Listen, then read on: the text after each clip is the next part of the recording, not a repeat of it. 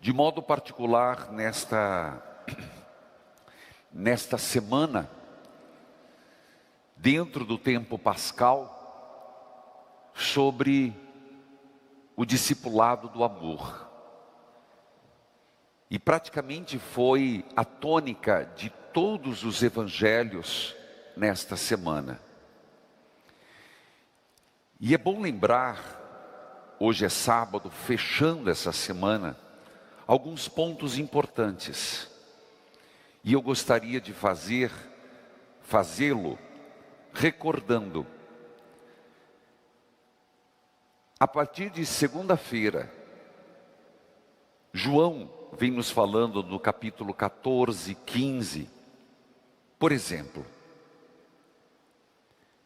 quem acolheu os meus mandamentos e os observa, esse me ama. Ora, quem me ama, será amado pelo meu Pai.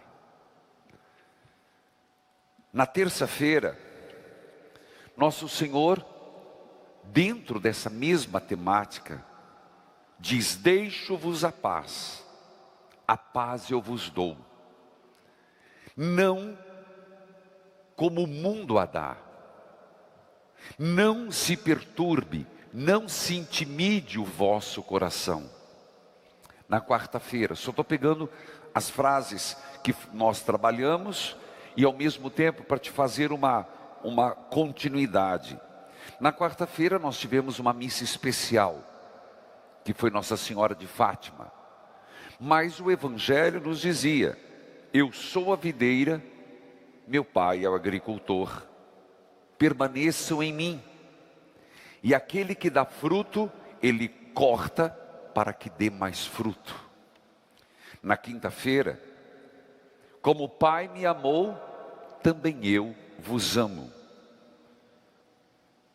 Na sexta-feira, ninguém tem maior amor do que aquele que dá a vida pelos seus amigos.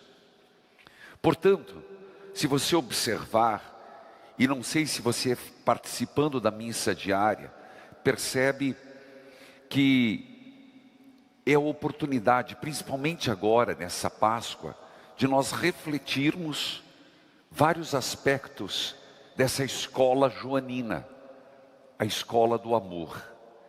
E hoje, fechando todo esse ensinamento, nós temos que lembrar que João, o quarto evangelista, ele contrapõe muitas coisas.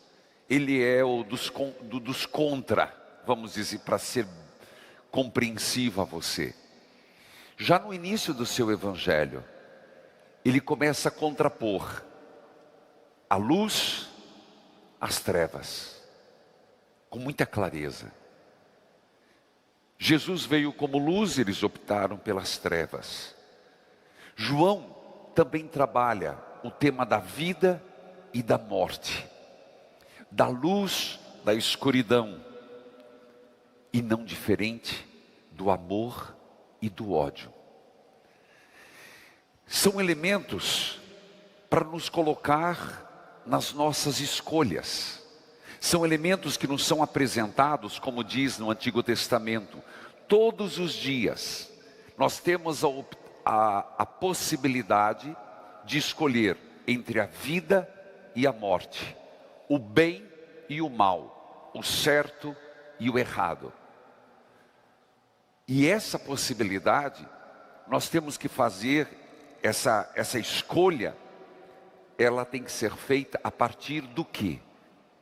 Do que eu busco, do que almejo, do que estou querendo para a minha vida, seguir Jesus ou me opor a Jesus Cristo. E nesse contexto, sempre a bola é colocada nas nossas mãos. Nós temos que tomar uma decisão, naturalmente. Então, agora nos atendo ao texto. Jesus deixa bem claro que aqueles que o seguirem, aqueles que querem viver como cristãos, terão a mesma sorte do Mestre. E Jesus diz: eles me odiaram, também vão odiá-lo. Mas será, se levarmos isso às últimas consequências, o que nós vamos entender? Eles me crucificaram, também vão crucificá-lo. Aqui já é um começo de nós entendermos aquilo que nosso Senhor diz: quem quiser me seguir, renuncie a si mesmo, tome a sua cruz e me siga. Filhos, é uma forma de compreendermos as próprias provações que passamos, as tribulações que se vive. Nós não podemos, como cristãos, olhando para a vida de Cristo, achar que seguir Jesus Cristo é sem tribulação, é sem conflito externo e interno. Nós gostaríamos de viver e ter algumas certezas. Não, eu sigo a Jesus e eu estarei blindado de todo e qualquer problema. Eu vou seguir Jesus, eu vou seguir seu evangelho, e como consequência disso, nossa, eu vou ter uma vida tranquila. Não foi e não será. É só olhar quando Jesus diz: foi assim que me trataram. O homem que só pregou o amor foi vítima do ódio. Ele que só fez o bem. Quantas vezes disseram: Senhor, as suas obras são boas. Mas olha como trataram Jesus, não só na crucificação. Pegaram Jesus, quiseram jogá-lo em Nazaré, do alto do monte.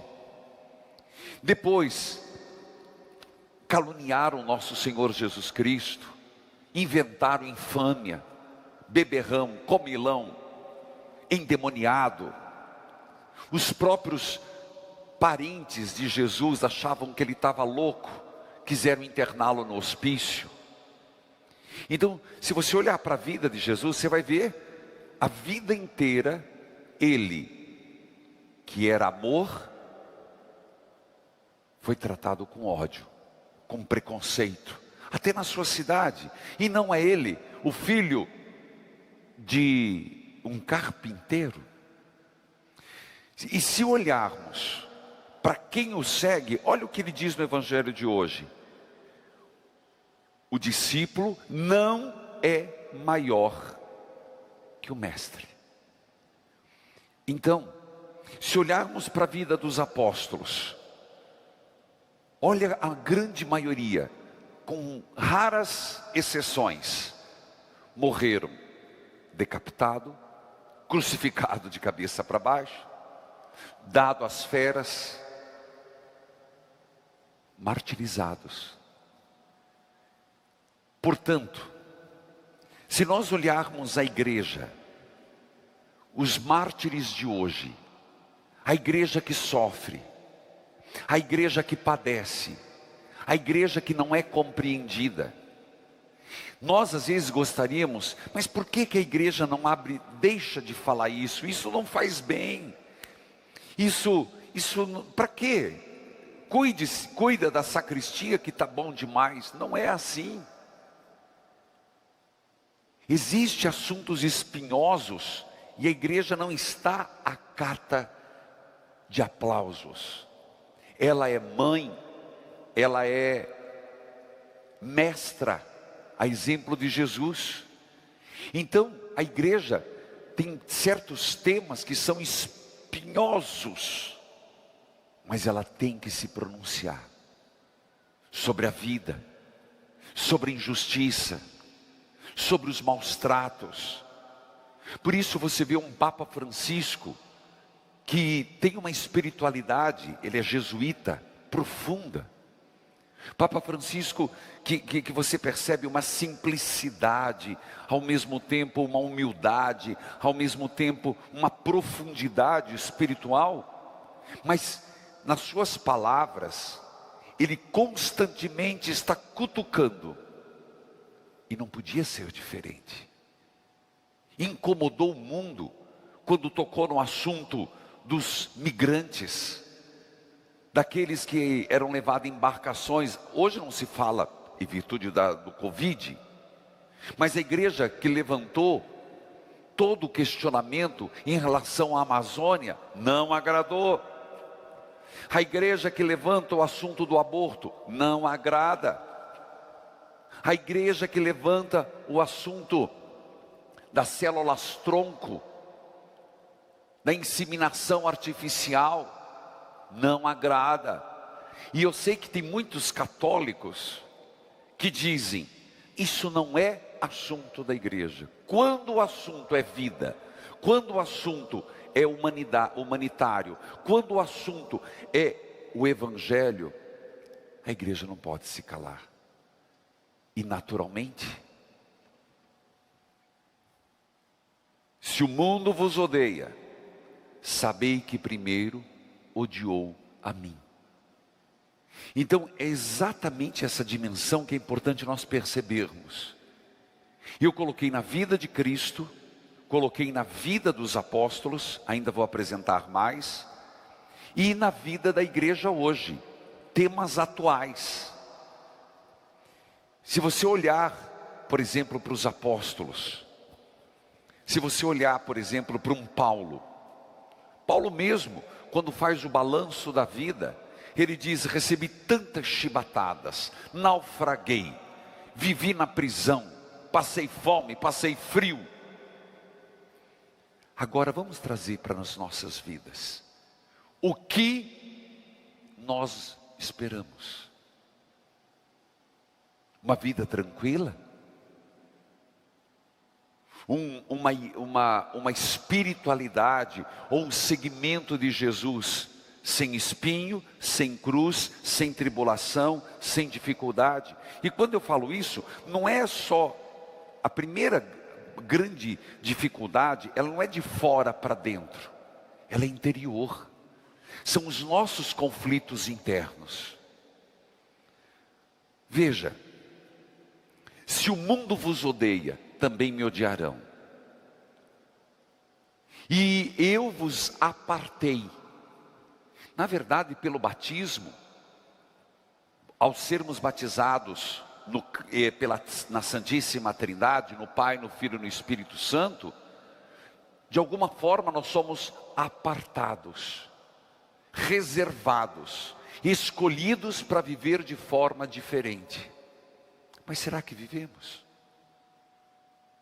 Será que nos olham e nos veem em pessoa, voltando à linguagem de João, que amam? Ou nós vivemos o ódio? E esse conflito está dentro de nós. E se você não estiver vivendo, sinceramente, um conflito interior, é preocupante. Se você, eu, não estivermos percebendo dentro de nós nuances, forças que às vezes são até contraditórias, cuidado. Dificilmente nós estamos crescendo na vida espiritual. Porque o grande conflito está entre o homem velho e o homem novo. Então é preocupante, porque veja, uma pessoa que não se pega nas suas próprias fraquezas, não tem consciência da fraqueza.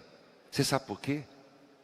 Porque não se olha, não se avalia, não busca ter o autodomínio. Porque a partir do momento que você se dispõe, não, eu quero levar uma vida mais santa, eu quero levar uma vida mais séria.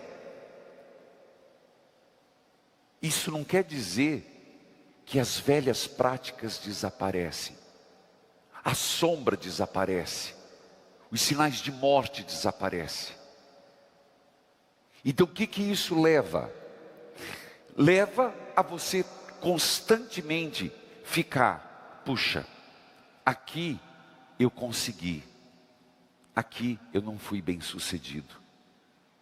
O grande perigo é quando você não sente isso, Você sabe, o fato de você não sentir esse conflito, geralmente é porque você se deixou levar pela vida, pelas emoções do momento, pelo momento meramente presente. Eu estou com vontade de fazer isso, eu faço. Eu estou nessa fase, agora estou numa fase. Agora estou na fase de tratar bem as pessoas. Agora eu não estou bem. Sai de perto, eu sou assim. Hoje eu não estou bem. Então, se protejam de mim. Você entendeu? Eu consegui passar. Nós não somos, não podemos viver assim. Nós temos um compromisso maior. E só quem está no caminho, só quem está tentando se configurar a Cristo, é que vive essa tensão interior. Você lembra de uma das bem-aventuranças de nosso Senhor, Mateus 5? Bem-aventurados os aflitos. Já escutou isso? Já, né?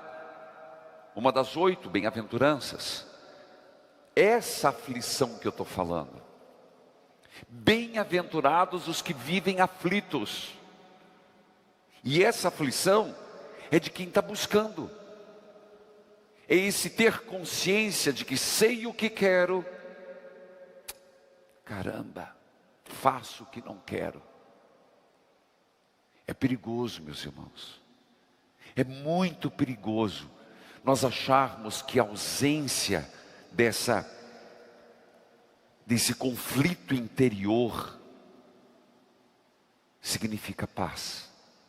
Por isso nosso Senhor disse nesta semana: como fruto do amor, eu vos dou uma paz. Essa paz eu vos dou. Não que o mundo lhe dá, mas a paz que brota de mim, a alegria que brota de mim. Do outro lado é verdade.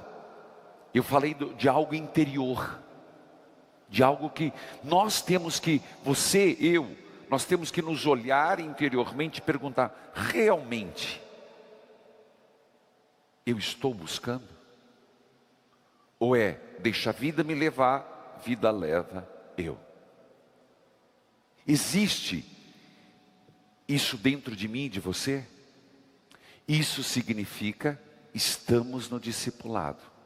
Isso significa, estamos tentando fazer morrer o homem velho para viver o homem novo. Senão, meus irmãos, não tem sentido conversão, não tem sentido a missa, não tem sentido que vamos começar semana que vem a efusão do Espírito Santo, porque o Espírito Santo é para tornar forte o que é fraco, mas ao mesmo tempo é para queimar o que é palha seca, é para transformar em cinzas. Agora, se eu não quero dar passos e correr o risco de ter quedas, há quem diga que a melhor forma de vencer uma tentação é deixar-se seduzi-la por ela. Nesse caminho, você nunca vai ter crise de consciência. Eu também não. Nesse caminho de ceder aos impulsos, que conflito vai ter? Nenhum. A gente nunca vai chorar os pecados, nunca vai rezar pedindo ajuda, nunca vai procurar de repente uma ajuda de um diretor espiritual, não vai ter necessidade de confessar. Comecei a entender, sim. Se dentro de nós, por exemplo, não há necessidade de uma confissão, não há necessidade de obter o perdão de Deus, se dentro de nós, e cada um tem que ser sincero, isso para mim não é uma necessidade, então é porque não tem fome, porque não tem anseio, porque não está seguindo Cristo. Porque naturalmente, quando se busca o amor, quando se busca configurar com Cristo, dentro de nós cria essa consciência: eu preciso da confissão, eu preciso da Eucaristia, Eu preciso da oração. Então não é uma obrigação, é uma condição para seguir. Eu estou tentando mostrar, meus irmãos, porque nós temos uma visão equivocada. Os santos eram os mais conflitivos. Olha para Madre Teresa de Calcutá. Alguém já leu o livro dela? Madre Teresa de Calcutá vivia um conflito. Tem um livro que inclusive eu ganhei, já falecida, da Célia Domingues, e eu li, saboreei. Uma mulher de luz e sombra, uma mulher de clarividência, de um momento raríssimo de consolo, mas um conflito interno. E o inimigo não lhe poupou. Em certos momentos da vida, ela dizia: eu estou num vazio na minha alma, eu estou numa angústia na minha alma, meu Deus, onde estás? Mas ela estava no caminho, e saiu vencendo, porque Deus a apartou. E quando entende esse apartar, é que você de repente não está nesse momento, mas deveria pedir ao Divino Espírito Santo, nosso defensor: Senhor, me aparte do rebanho. Não porque eu sou melhor, para que o Senhor me possa ensinar mais. Me aparte, Senhor. E de repente a pandemia faz isso. De repente o 2020. Mas para isso, a gente pode rezar: Senhor, eu aceito ser apartado. Mas lembre-se, quando Deus se debruça para curar nossas feridas, para nos modelar, vamos usar agora mais uma imagem, e depois vou usar outra imagem.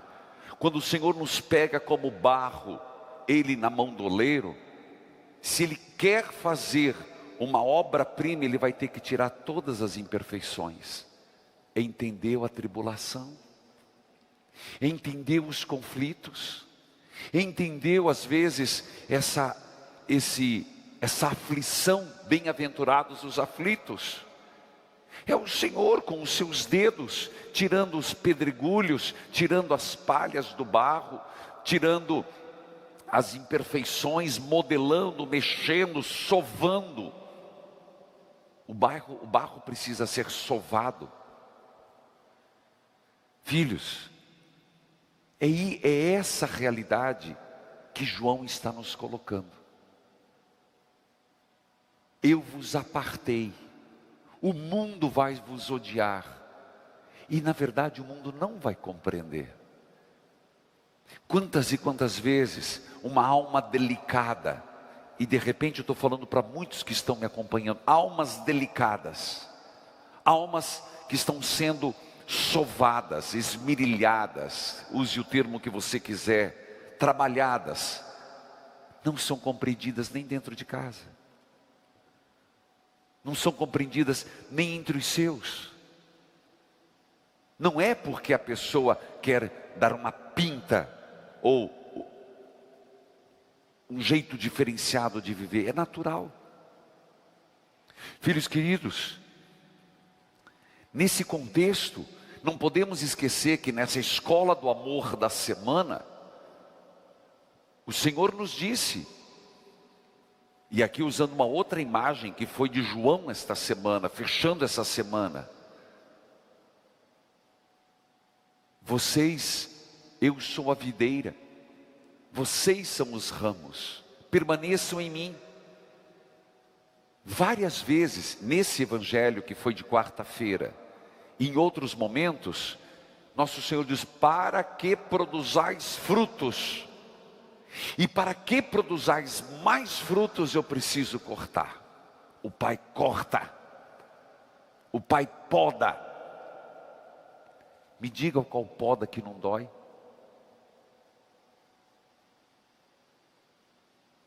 Mas será que nós estamos dispostos a isso? A entrar nessa escola do amor e nos deixar podar? Você viu como João apresenta tantos elementos, e eu estou fazendo aqui jogando todos os elementos da semana. E se não foi o barro, pode ser a poda. Se não foi a poda, pode ser a sombra. Se não foi isso, pode ser os frutos. Mas Deus pode chegar na tua cabeça hoje e dizer assim: puxa, era isso que eu estava precisando, é esse o momento que eu estou vivendo. Ou de repente uma consciência: eu não estou entendendo nada, eu não estou vivendo nada disso, mas eu quero viver. Dai-me a graça, Senhor. Volto a dizer, o pior é nós percebermos que somos cristãos, mas agimos como qualquer pessoa no mundo. Somos cristãos, somos católicos, mas nós vivemos como qualquer pessoa sem religião, qualquer pessoa sem igreja, qualquer pessoa sem Cristo, qualquer pessoa sem espiritualidade, porque acabamos sendo rasos, medíocres. Então eu te pergunto: para que o batismo? Para que seguir Deus?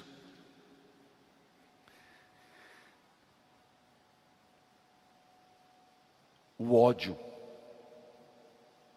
ódio que Jesus fala, que João nos lembra, nunca foi aceito.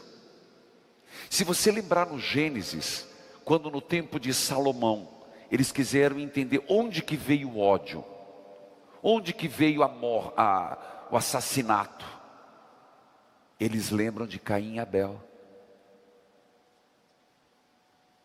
E lembra nessa história, que foi exatamente ali que se mostrou a rivalidade. Porque uma pessoa se deixou levar pelo ciúme e pela inveja. Lembra que esse é o primeiro texto da Bíblia que fala sobre isso. Proposital. E não esqueça, e se alguém perguntar o que fez errado Caim, você nunca se perguntou? Ele ofereceu. O que ele fez de errado? A culpa é de Deus. Por quê? Por que Deus foi valorizar o de Abel, não valorizou de Caim? Quem criou isso foi Deus. Não, filho. O erro de Caim foi que, quando ele teve as suas plantações, ele era agricultor, e Abel trabalhava com ovelhas, era um criador. Ele pegou qualquer coisa, ele pegou sem critério, sem escolher o melhor. Você vai dizer, mas é esse o problema? Não, Deus não precisava daquelas coisas, como também não precisava de Abel. Mas como Caim agiu, ele foi lá, catou qualquer coisa e disse: aqui, Deus, então agora eu estou em paz contigo, ofereci, está aqui, não importa, eu peguei lá. Mas a questão não é essa. Caim foi aquele que apresentou qualquer coisa para Deus, como se Deus não fosse importante. Ele também fez um agradecimento. Você entendeu? O ser batizado e oferecer qualquer coisa, eu não estou falando de dinheiro.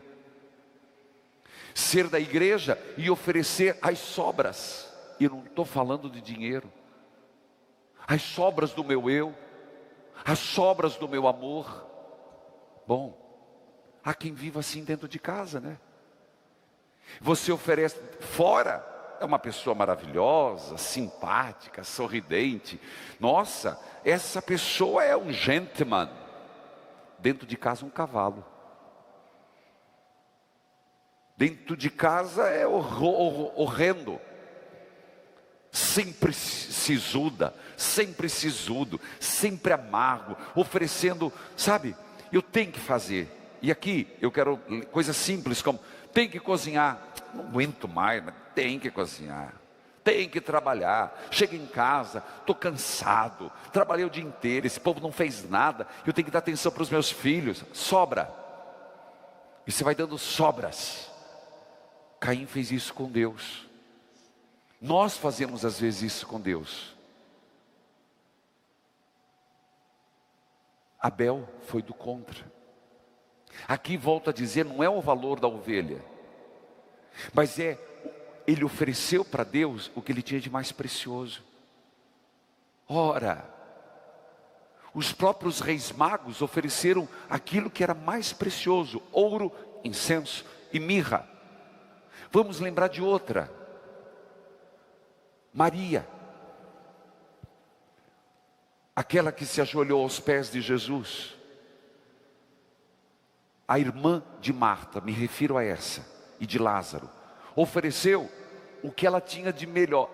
Ela tinha um perfume guardado que valia 300 moedas de prata, Jesus vendido por 30, nunca esqueça. E ela ofereceu o melhor, quebrou nos pés de Jesus, nardo puro. Abel foi deste lado, ofereceu o que tinha de melhor.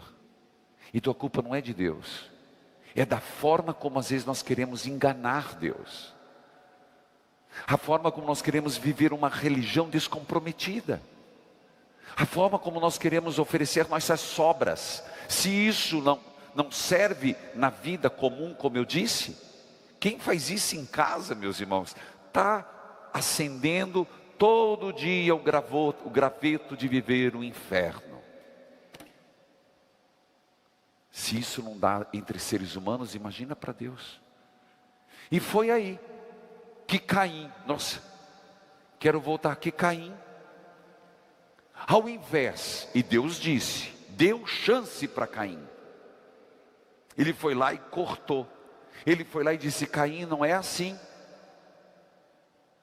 E Caim não quis, foi e movido pela inveja, pelo ciúme, pelo ódio, o que ele fez? Matou. Você percebe que o ódio é o estágio maior, mas de tudo aquilo que nós vamos deixando dentro de nós, que você vai cozinhando. Eu repito, que eu disse ontem ou antes de ontem, não por falta do que dizer, mas quando uma pessoa dorme com mágoa, ressentimento, está cozinhando no seu caldeirão de bruxo, de bruxa, a sua poção venenosa. Quando você vai dormir do lado de uma pessoa, ou dentro da mesma casa, cultivando isso, você está fazendo o caldeirão danado, só falta vassoura. O problema é que esse caldeirão você não vai dar para os outros, é você que vai tomar, vai se envenenar e vai se matar. Se o mundo vos odeia, primeiro odiou a mim. Não cabe a nós alimentarmos, cozinharmos o ódio. Não é para quem segue Jesus. Então, João, durante toda essa semana, que espiritualidade, né? De segunda até hoje. Amanhã é outra coisa. Amanhã é outro, abre-se outra página. Mas então eu te pergunto, fechando esse sábado, olhando essa semana que tivemos a graça de celebrar Nossa Senhora de Fátima, essa semana que tivemos a graça de celebrar a Semana Internacional dos Enfermeiros, das Enfermeiras, o que a palavra de Deus nos tocou, o que a palavra de Deus nos modelou, onde a nosso aceite da poda, o nosso aceite da mudança, o nosso aceite de entrarmos no discipulado do amor. Agora, meus irmãos, sim, eu vou terminar, mas se nada te tocou, tudo que eu falei aqui, besteira, padre, besteira, isso aí é água com açúcar. Posso ser bem sincero?